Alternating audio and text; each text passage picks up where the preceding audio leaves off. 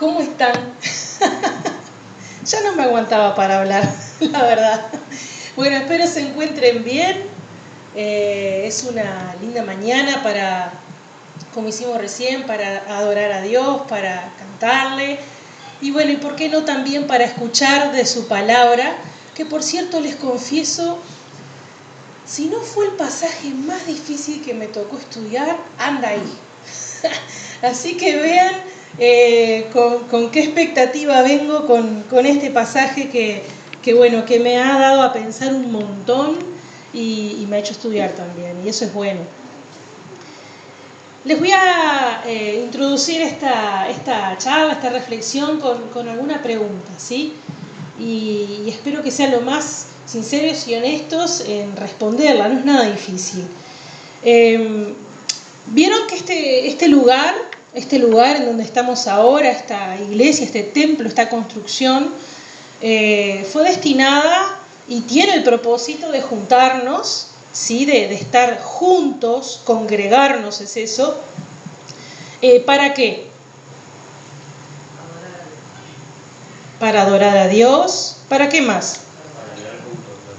Justamente para estudiar juntos la palabra, etcétera, etcétera, ¿sí? Ahora, ¿qué pasa si nosotros no estuviéramos aquí? Por cierto, Tato y Ivana, por ejemplo, se van de viaje, se van a otro lugar. ¿Ellos podrán adorar a Dios fuera de este lugar? ¿Sí? ¿Será que sí? Y porque convengamos que el propósito por el cual fue construido esto era para eso. Bien, si un creyente entonces, fuera de ellos, todos, ¿sí? Si un creyente tiene esa amistad con Dios, ese compañerismo con Dios, pero lamentablemente es removido de su lugar, ¿sí? Nos vamos a otro lugar como extranjeros y todavía en lugares donde son inhóspitos y quizás hasta tengamos enemigos en ese lugar, hablando de la persecución, por ejemplo. ¿Será que ese creyente, que nosotros como creyentes podemos adorar a Dios? ¿Podemos mantener esa comunión con Él pese a la adversidad?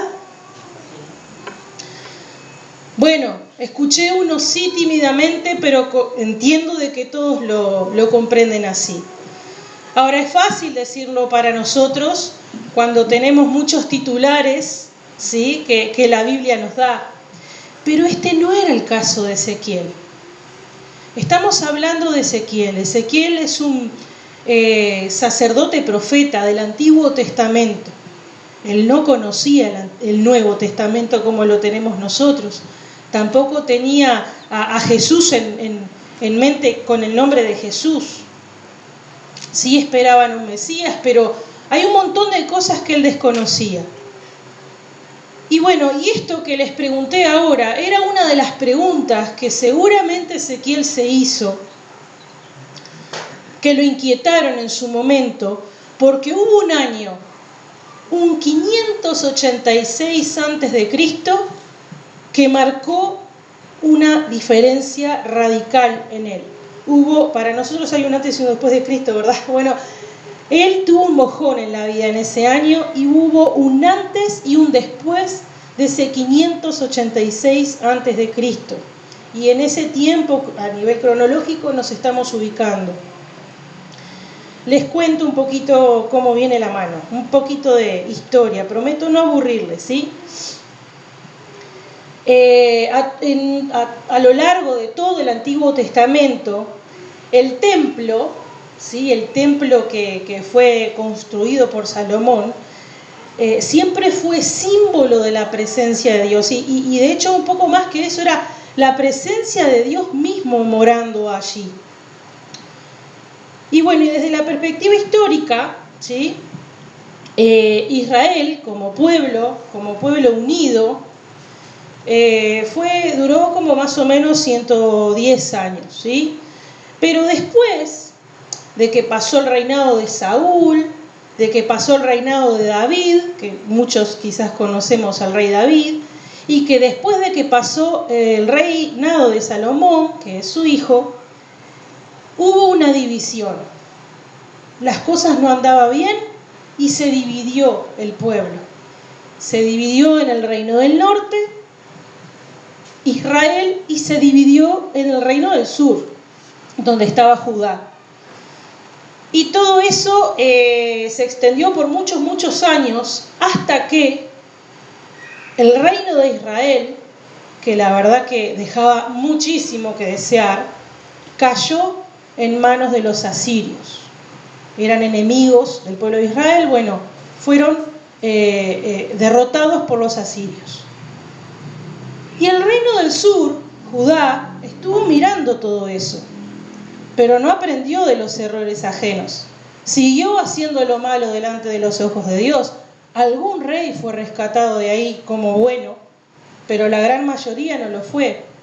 ¿Qué pasó tiempo después de la caída del reino del norte, Israel?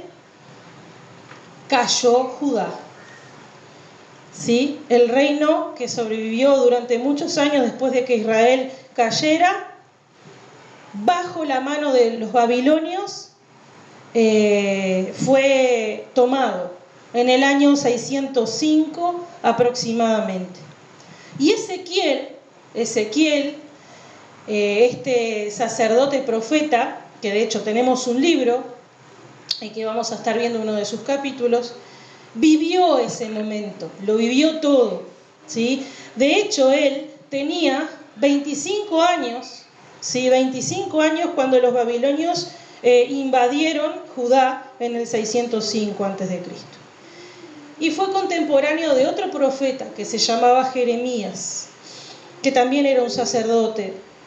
Y bueno, Ezequiel era miembro de una parte de la aristocracia, ¿sí? De Jerusalén, era bien instruido en la palabra, y como les dije, en ese tiempo fue llevado cautivo por Babilonia en la segunda deportación. Hablo de deportación cuando digo que se llevaron a un montón, a un remanente de judíos.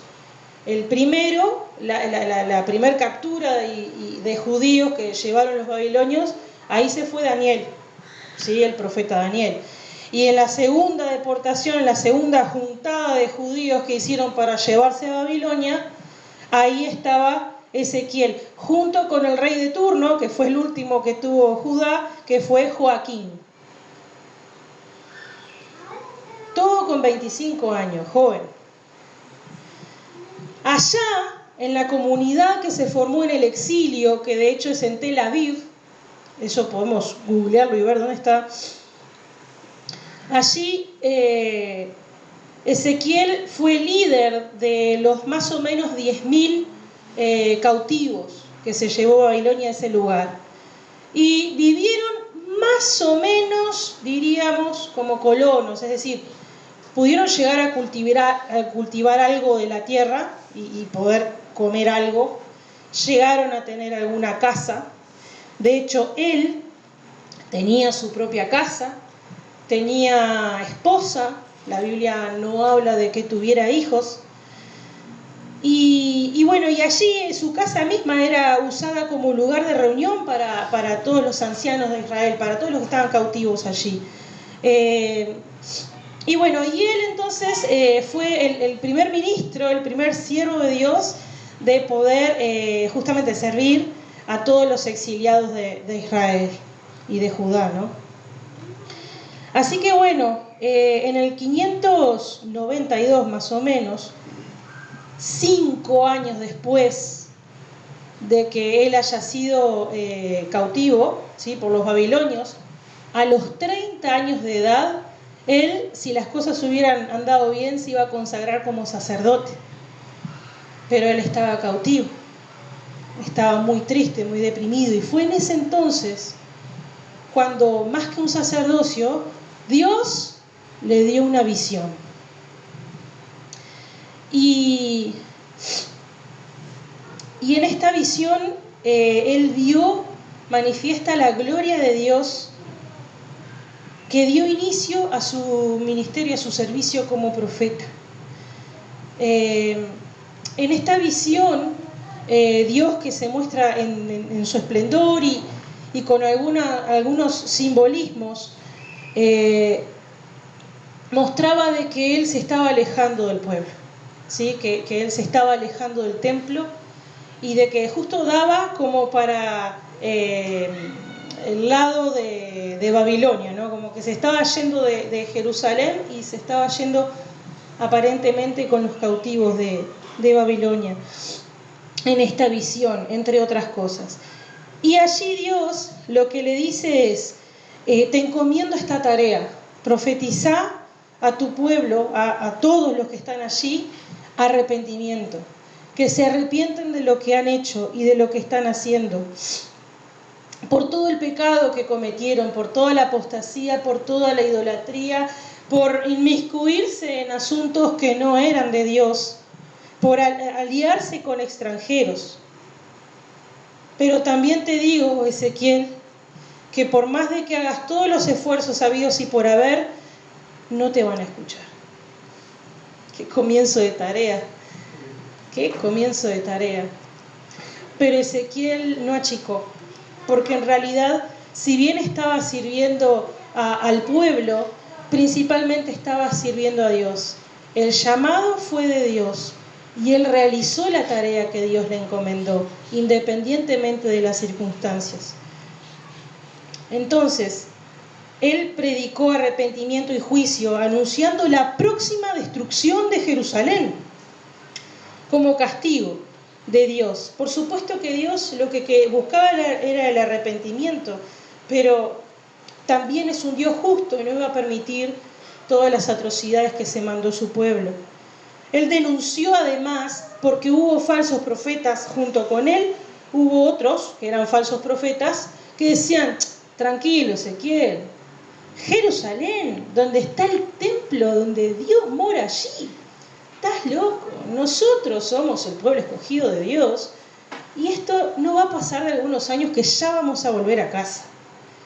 Bueno, estos falsos profetas daban este falso sentido de seguridad a todo el pueblo, negaban la severidad del juicio divino y bueno, Ezequiel por supuesto que proclamaba lo que era la justicia de Dios, que Dios era un Dios fiel, pero también era un Dios justo y que no iba a permitir todas estas cosas. La destrucción de Jerusalén era inminente, en donde estaba allí el templo. Y bueno, aquí ocurren sucesos dramáticos en la vida de Ezequiel. Les cuento algo antes que realmente Ezequiel utilizó un montón de herramientas para poder proclamar estas profecías y estas cosas. Él dramatizaba, ¿sí? Todas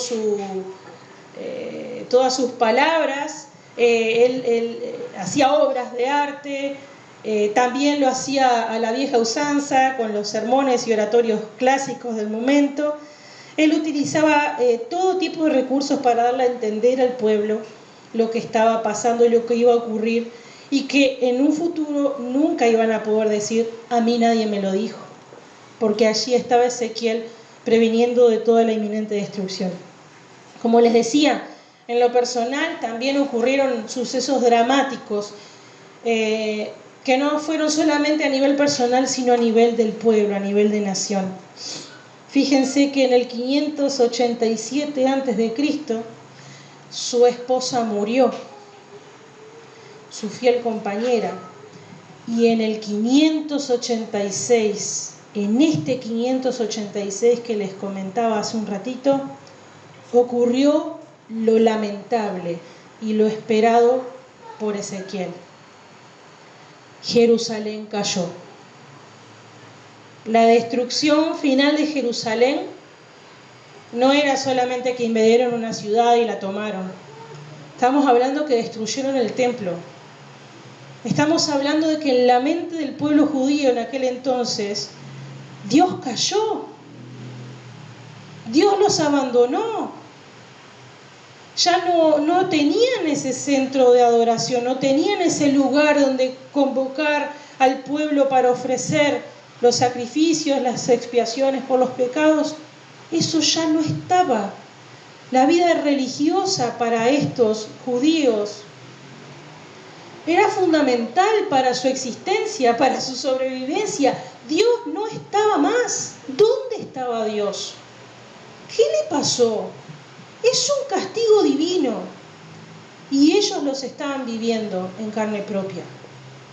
Es más desgarrador de lo que puede ser para nosotros que hoy venga una bomba y aniquile este lugar. Porque de última nosotros sabemos de que la iglesia se puede congregar en otro lugar y en otro lugar levantar otra construcción o abajo de un arbolito igual.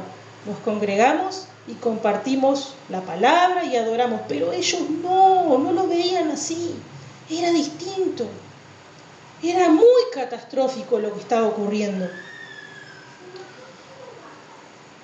Y juntamente con este 586, con esta caída de Jerusalén, tomaron otro grupete de judíos que llevaron cautivos a Babilonia, y esta es la tercera y última deportación de los judíos a Babilonia. Esto fue devastador. Estas eran las preguntas que se hacía Ezequiel. ¿Dios nos abandonó? ¿Dios sigue siendo nuestro Dios? ¿Cómo hago ahora para poder arrepentirme y suplicar perdón a Dios si no sé dónde está? Él estaba allá en el templo, ¿y ahora?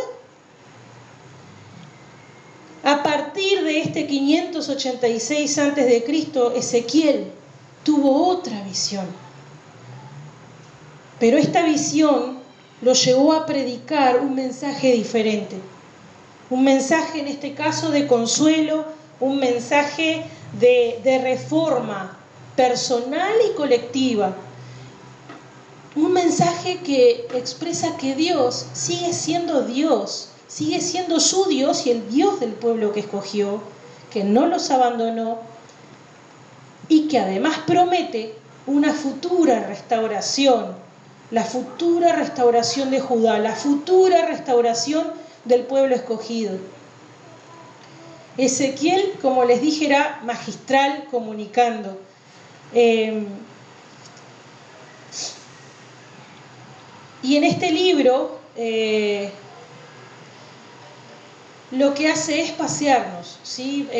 Llevarnos desde una escena muy lamentable, desde una escena muy sangrienta, por así decirlo, nos lleva también a un lugar de restauración, un lugar de encuentro, de reencuentro entre Dios y su pueblo.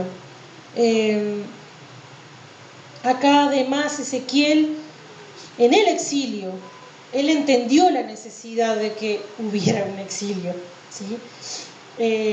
Porque con la pérdida del templo y de todos los rituales que ellos hacían, tuvieron que aprender a depender individualmente de Dios y de creer de que Él estaba allí, aún fuera del templo, aún en pueblo extranjero, que Dios estaba allí. Él aprendió la responsabilidad individual de cada uno de hacer lo bueno delante de Dios y lo enseñó. Así como colectivamente, individualmente somos responsables de lo que hacemos delante de Dios.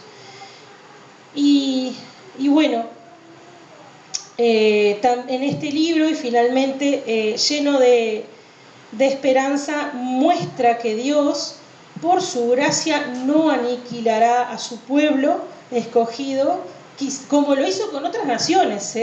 El domingo pasado Miguel estuvo hablando de Tiro, ¿sí? que se creía el fenómeno fenomenal de que nada le iba a pasar, y sin embargo desapareció Tiro por la mano de, Dios usando otras manos, ¿no?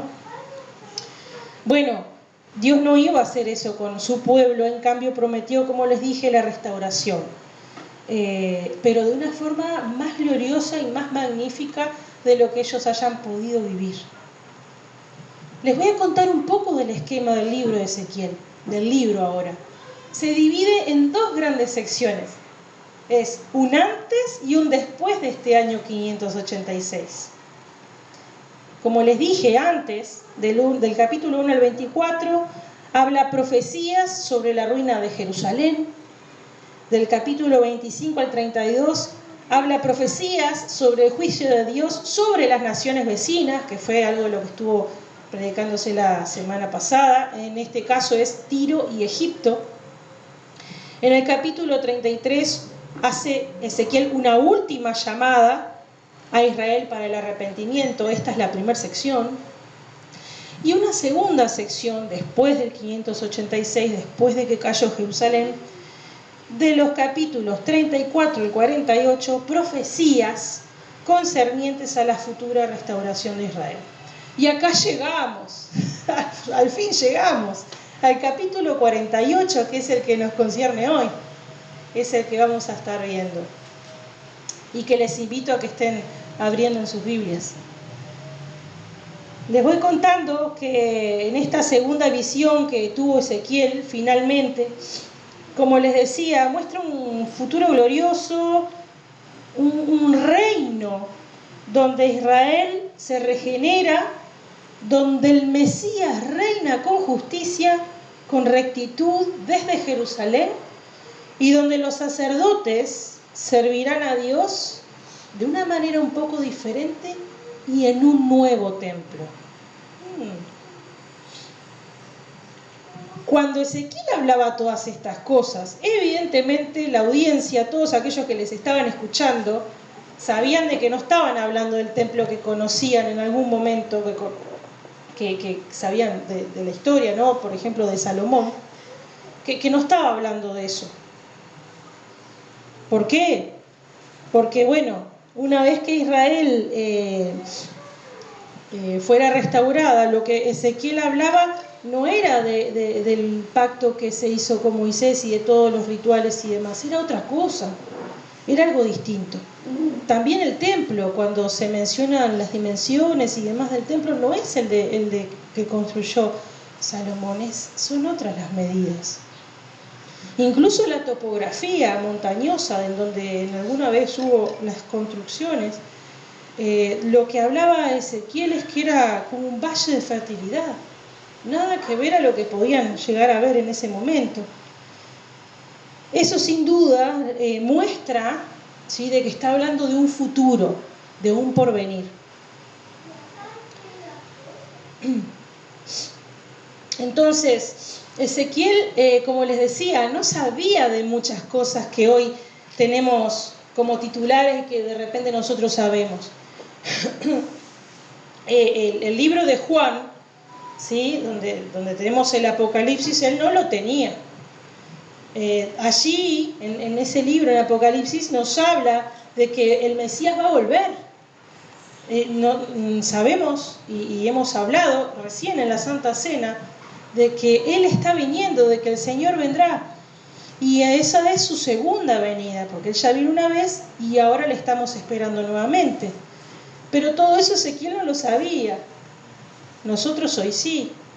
Y que además va a haber un reino milenial, un reino futuro que nosotros tampoco lo estamos viviendo ahora, sino que va a ser a futuro, donde Jesús en su segunda venida vendrá con los suyos a reinar, a gobernar, y que ese reino durará 1000 años y después van a suceder un montón de otras cosas hasta que viene la nueva Jerusalén finalmente y para siempre. El reinado de Cristo eterno. Si bien se sigue discutiendo al respecto, ¿no?, de toda esta visión de Ezequiel a futuro, si hay que interpretarse simbólicamente o si todo esto se tiene que interpretar literalmente, hay evidencias, todo apunta a que esto que menciona Ezequiel quiere que lo entendamos literalmente, como algo literal. Vendrá un nuevo templo, un nuevo sacerdocio, una nueva tierra, una nueva ciudad de Jerusalén, con un nuevo gobierno del Mesías. Y bueno, y en este capítulo final, en esta visión del profeta, trata particularmente de cómo va a ser distribuida la tierra de Palestina. en aquel futuro, entre las diversas tribus, porque se van a reunir y va a haber una nueva repartición de tierras, como les decía. Y concluye, en cómo van a estar dispuestas las puertas de la ciudad, las dimensiones de esta ciudad y el nombre. Les voy a mostrar ahora algunas imágenes, dos imágenes en realidad, para que tengamos un poco de idea de todo lo que nos habla este capítulo.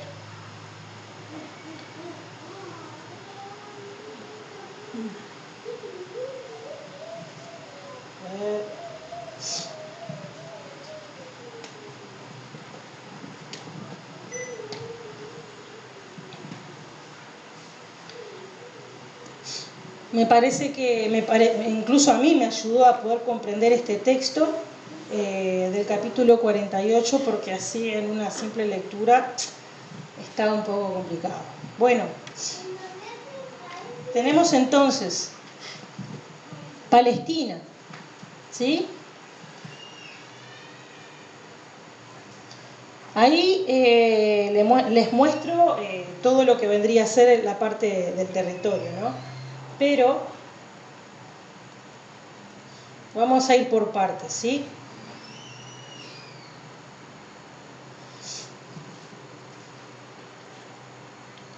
La distribución de la tierra de Palestina entre las diversas tribus, les voy a contar más o menos cómo lo estimó Dios para aquel entonces. Por ahí abajo, en esa línea de abajo que está un poquito más oscurita, ¿sí? Esa es una porción de tierra enorme, donde en el medio, donde ahí va a estar la ciudad de Jerusalén, y en el medio, en ese cuadradito, se va a erigir el templo, ¿sí? Al norte, donde podemos ver en el capítulo de Ezequiel 48:1, van a estar las porciones de tierra, por encima de lo que se llama la porción santa, ¿sí? Y ahí tenemos, 48:1 dice, estos son los voy a leer en la Nueva Versión Internacional. Estos son los nombres de las tribus, partiendo desde la frontera norte y comenzando con la tribu de Dan. Ay, ¿dónde estás, Dan? Acá. De este a oeste y desde el Mediterráneo pasando por Etlón hasta Lebó, dice, debajo de Dan, de este a oeste, está la porción del territorio de Aser. Y así sigue diciendo la Biblia qué es lo que va por debajo. Debajo de Aser, Neftalí, después tenemos Manasés, después tenemos Efraín, y después tenemos Judá, y después tenemos esta porción, ¿sí? Esta porción, la porción santa que se llama, donde en el medio está Jerusalén y el templo. Al sur tenemos desde lo más cercano al templo hacia abajo, Benjamín, Simeón, Isaacar, Zabulón y Gad. En el medio, como les decía, está lo que se llama la porción santa, y que aquí es donde van a estar viviendo los sacerdotes y levitas, donde se va a construir el templo y donde se especifican muy bien acá todo detallado las proporciones de la ciudad. Acá, a ver si puedo pasar. Acá más o menos es ese cuadradito que habíamos visto ahí abajo, ¿sí? Que es de 12 kilómetros por 12 más o menos, todo lo que es el perímetro, digamos, de donde va a estar construido el templo, y el templo que tiene dimensiones superiores a las que fue el de Salomón. Una cosa descomunal. Bien. Vamos a cerrar por acá. Y bueno, y finalmente, en este capítulo 48, versículo 35, dice la parte B: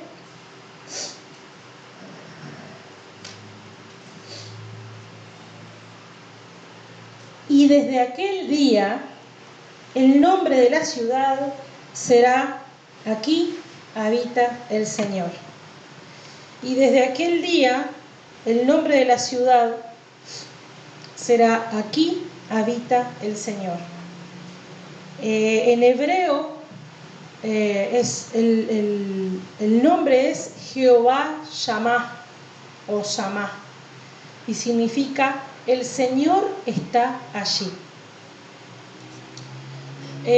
Como les decía, la ciudad restaurada de Jerusalén, esta construcción que se va a hacer a futuro, va a tener un nuevo nombre.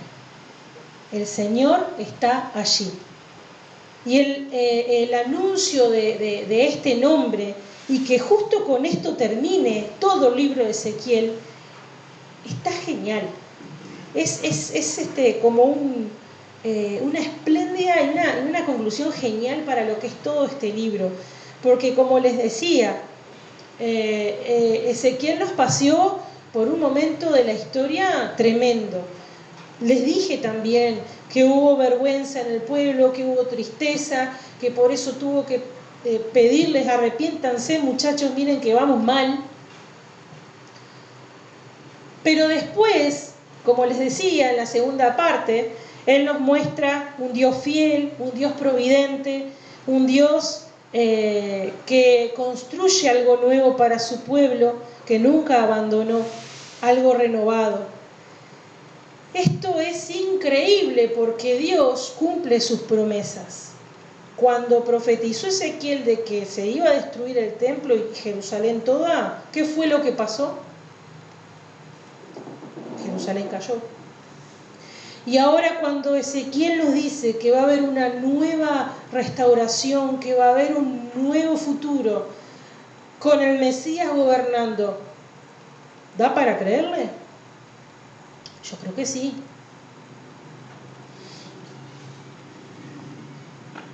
Dios cumple sus promesas. La nación de Israel en ese momento, puntualmente, va a disfrutar de paz, va a disfrutar de tranquilidad, sin precedentes. Se le va a otorgar por herencia y por primera vez la tierra que alguna vez fue prometida nada más y nada menos que para Abraham. En ese futuro se dará cumplimiento la posesión de la tierra prometida. Las fronteras de la tierra serán pacíficas, las demás naciones vendrán a Israel para ayudar a reconstruir la ciudad y todo lo que es esa nación. Jerusalén será la sede de un reino de sacerdotes y un pueblo santo entre las naciones del mundo, porque Jehová Sama, Jehová está allí. Jehová Sama es un nombre maravilloso. ¿Por qué? Porque nos recuerda algo. Nos recuerda que el pecado ahuyenta la presencia de Dios. De hecho, nosotros al elegir hacer lo contrario a Dios, a lo que generalmente Dios nos pide, que es bueno para nosotros, y a pura voluntad y elección decidimos hacer lo contrario, entonces nosotros mismos nos alejamos de su presencia. El pecado nos aleja, ¿sí? Aunque Él realmente está presente en todos lados, Él es parte de todo el dominio de Él, ¿no? Pero cuando el pueblo de Dios se reconcilia con Él, entonces Él se acerca a su pueblo y le bendice en íntima comunión. Jehová Sama es un nombre maravilloso porque nos indica que habrá una presencia real del Señor, ¿sí? Que Dios está presente con su pueblo y que Él mismo va a habitar allí. Y que además va a ser una presencia permanente. El Señor está ahí, Dios siempre con su pueblo. Y que todos van a poder disfrutar de su presencia, porque Él llena esa ciudad con muchos habitantes, gentiles y judíos, todos por igual, para disfrutar de la comunión. Jehová Sama, el Señor está allí. ¿Para qué querrá estar el Señor allí? Para proteger a su pueblo, para gobernarlo, porque Dios es soberano, para bendecirlo. Con la misma presencia de Dios, la misma presencia de Dios es como luz para el alma. Y la comunión con su pueblo va a traer vida y va a traer bendición inexplicable. Más de lo que podamos experimentar hoy, porque entendamos esto. Las cosas que disfrutamos hoy como creyentes en Cristo son realmente buenas. Todos aquellos que en algún momento entregamos nuestra vida al Señor Jesús, podemos llegar a disfrutar de bendiciones hoy. Pero no se va a comparar ni cerca con lo que nos espera. Porque Dios, desde ese día, su presencia tangible en Jesús va a estar con nosotros. Dios hoy habita en su iglesia a través de Jesús. Desde la obra de restauración de Cristo, todos podemos acercarnos a Dios a través de Él, porque Él es el camino, Él es la verdad, Él es la vida, y nadie va al Padre si no es por Jesús. Pero en aquel día, desde ese día, Él va a estar allí en vivo y en directo. Y la idea de su presencia conmemora todo lo que Él hizo por la humanidad. ¿A qué me lleva a pensar todo esto? A mí lo primero que me generó toda esta lectura y todo este estudio es gratitud, ¿sí? Porque realmente siempre que decimos lo mejor está por venir, a veces nos imaginamos con cosas a corto plazo, ¿no? Bueno, sí, ya van a venir tiempos mejores, bueno, sí, después de que salió el sol, después de que llovió, paró y salió el sol y el arco iris, qué sé yo. Es como más inmediato, pero cuando ahora digo lo mejor está por venir, ya se queda corto todo lo bueno que me pueda pasar de aquí en más, porque realmente mi futuro va a ser increíble, no solo el mío, el de todos aquellos que creen en Jesús. Tiene como algo más espectacular esta declaración que a veces hago, ¿no? Lo mejor está por venir, sí, lo mejor está por venir. Y ahora lo puedo graficar un poquito más en mi cabeza. Ahora le puedo dar un poquito más de sentido, puedo llegar hasta verlo. Un poquito nomás, al menos imaginarlo. Dios habita en su iglesia desde el tiempo de la gran obra restauradora de Cristo, como les decía. Él habita en cada alma, pero lo mejor está por venir. Él va a estar allí con nosotros. Y esto me llena de gratitud y también me sirve como recordatorio, ¿sí? Como les decía, de mi futuro. Siempre existe peligro para cada uno de los creyentes de desviarse, ¿sí? Ya sea por duda, por desconfianza, de saber de si Dios obra o no obra, de si es justo o si no es justo. A veces nos llaman más la atención todos los que nos ofrece el hoy, que lamentablemente no nos acerca a una vida moral y recta como quisiéramos, pero sin embargo esto, Jehová Sama, que Dios está allí, el Señor está allí, eso me recuerda a poder concentrarme en mi futuro y que depende de mi presente, de cómo camine hoy, de cómo es mi fidelidad y obediencia al Señor hoy. El Evangelio también es para todos. Si todos, gentiles o judíos, confiesan al Señor Jesús como su Salvador, entonces todos van a disfrutar de este futuro también. Así que por lo tanto, y por último, demos gracias de quienes hoy aman al Señor, que se arrepintieron y que hoy le obedecen, porque le verán cara a cara, como lo vieron sus apóstoles, le vamos a ver cara a cara. Sí, vamos a oír su voz, vamos a poder estar con Él de hecho y en verdad, y tan cerca de Él como lo estaban antes sus discípulos. Yo insisto en esto, algunos dirán, Ángela, me parece tremendamente fantasioso lo que estás diciendo, me parece un cuento de hadas. Bueno, yo me remito a lo que les dije antes con Ezequiel. Ezequiel profetizó y pasó.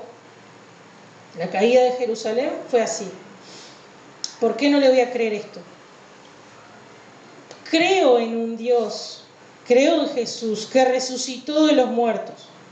A ver, ¿no voy a creer en lo que ha de venir, según dice la Biblia? Claro que sí, porque mi fe está puesta en eso. Mantengamos la esperanza. Muchos son los que vivieron y murieron en esta vida decepcionados, muy decepcionados, sin esperanza, sin consuelo, sin un Salvador presente en sus vidas. Muy triste y muy carente esas vidas. Pero nosotros hoy, nuestra misión es mantener esta esperanza. ¿Cómo? Bueno, como dice Hebreos, corramos con paciencia la carrera que tenemos por delante, puestos los ojos en Jesús, el autor y consumador de la fe, porque Él, viendo todo lo que iba a venir, todo lo bueno que iba a venir, aguantó y soportó lo inimaginable. Y eso es lo que tenemos que hacer hoy, porque nuestro futuro, lo mejor, está por venir. Ofrezcamos esta esperanza a otros que no la tienen. Nuestro Señor está ahora, está para todos aquellos que le buscan, y como dije antes, judíos o gentiles por igual, ¿sí? A todos los hombres, a toda la humanidad. ¿Para qué? Para brindar fortaleza, consuelo en medio de nuestros problemas, de nuestras tribulaciones. Él es un regalo para todos y nosotros no podemos dejar de ofrecerlo. Y bueno, seamos conscientes de que lo que hoy, la mejor versión que hoy podamos llegar a tener nosotros espiritualmente hablando, es lo que va a quedar para la eternidad. Todo lo que pase hoy y después va a ser simplemente un cambio de escenario, como si fuéramos actores, ¿no? Va a cambiar la escena nada más, el lugar físico, tiempo y demás, pero no nuestra condición espiritual. Entonces, nuestra riqueza o nuestra pobreza espiritual hoy es lo que va a quedar para la eternidad. Será condicionante para nuestra eternidad. Ojo, tengamos presente esto, que no es poca cosa. Así que recordemos esto. En esa ciudad, Dios mismo estará con ellos. Dios mismo estará con nosotros. Jehová Sama, el Señor está allí. Jehová Sama, el Señor está allí. El Señor está allí. Oramos. Gracias y muchas gracias por este exquisito pasaje de Ezequiel 48 que nos remitió casi que a entender todo el libro, y más que eso, a entender qué fue lo que pasó en la historia del pueblo de Israel, y qué es lo que pasará en un futuro, no solo para el pueblo de Israel, sino para toda la iglesia de Jesucristo. Te doy gracias porque realmente lo mejor está por venir, y ahora esta frase para mí tiene una expresión, un significado distinto, mucho más amplio, mucho más entendido a través de este pasaje que hemos estado leyendo y meditando en él. Te damos gracias porque Jehová Sama, porque el Señor está allí en algún momento futuro, donde le podremos ver cara a cara, donde podremos estar con Él, disfrutar de sus bendiciones, vivir en paz, en tranquilidad, desde ese momento y para siempre. ¿Qué mejor que eso? De poder encontrarnos con nuestros queridos, con todos aquellos que han sufrido persecución por amor a su nombre, con todos aquellos que desde el Antiguo Testamento y hasta ese momento han de alabar y adorar al Señor Jesús. ¿Qué escenario, qué historia, qué futuro nos espera? Oro y ruego para que en el medio de todo el meollo de nuestros asuntos y de nuestro día a día tengamos presente que Jehová ama y que lo mejor está por venir. En el nombre de Jesús. Amén.